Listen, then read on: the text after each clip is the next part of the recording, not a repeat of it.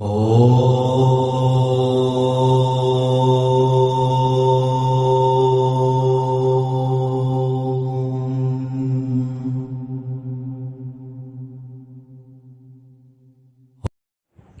ओम सबको सादर नमस्ते जी।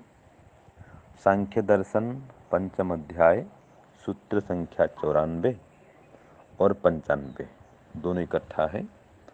तो इसमें कहा है कि भूमिका में देखते हैं पहले कि जो विशेष दो द्रव्यों में या दो विशेष द्रव्यों में समानता दिखती है, वो दोनों एक समान दिखाई देने लगते हैं, वो क्या है।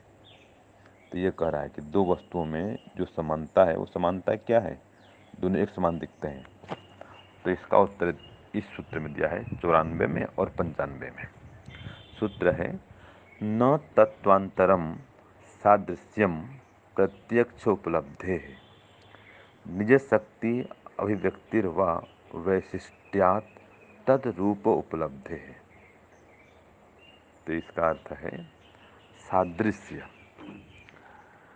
उन वस्तुओं से कोई अलग पदार्थ नहीं है।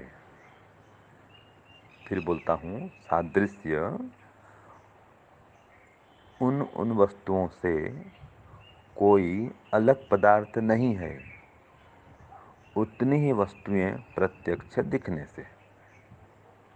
ये सूत्र 94 हो गया। अब सूत्र 95, इसका अर्थ है कि उन कार्य द्रव्यों की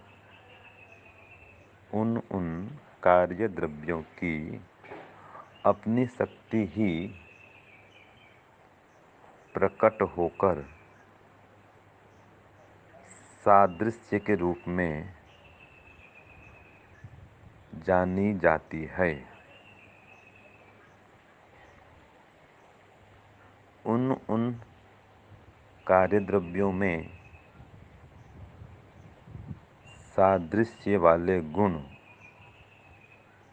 रहकर प्रतीत होने से।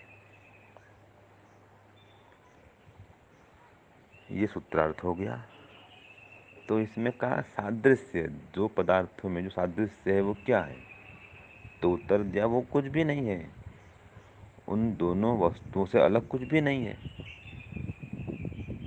कोई नया पदार्थ नहीं है। सादृश्य में समानता, जो दो पदार्थों में समानता है वह उन दोनों पदार्थों से भिन्न कोई वस्तु तो नहीं है, कोई भिन्न पदार्थ नहीं है, वो तो उनमें समानता है कि उन दोनों पदार्थों की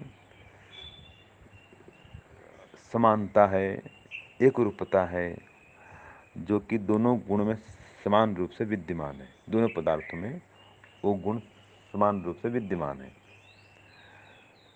तो रूप गुण है, मान लीजिए गुलाब फूल है, तो गुलाब फूल में जो गुलाबी रंग है वो तो समान है, उसमें कोई अंतर नहीं है।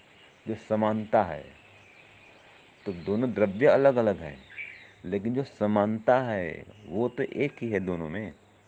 वही गुलाबी रंग इसमें भी है, वही गुलाबी रंग उसमें भी है।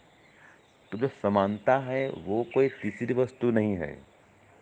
समानता तो यह है कि अपने अपने गुणों की अभिव्यक्ति है, वो तो बस गुलाब में गुलाबी रंग की अभिव्यक्ति एक फूल में है, दूसरे फूल में भी वही रंग की अभिव्यक्ति है। तो दोनों में अपने अपने गुणों की अभिव्यक्ति है वो तो, और दोनों में समानता है, एक रूपता है।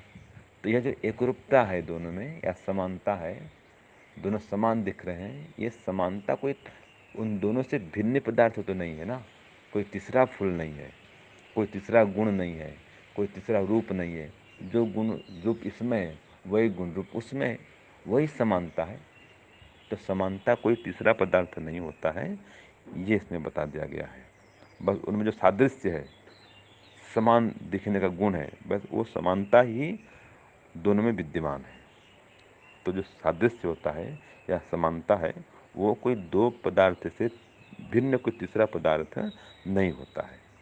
यह कहें वो अपने अपने द्रव्य की जो शक्ति है, उनके अंदर जो शक्ति है, बस वही शक्ति प्रकट हो गई है। अब वही शक्ति उसमें प्रकट है, वही शक्ति उसमें प्रकट है, तो दोनों सादृश्य रूप में देखे जाते हैं। सादृश्य माने समान रूप में देखे जाते हैं। तो जो उनमें समान रूपता है, एक समान दिख रहे हैं, एक समान दिखना ये कोई उन दोनों से भिन्न कोई तत्व नहीं है। ये इसमें सूत्र 94 और 95 में बता दिया गया है। ओम शांति, ओम शम।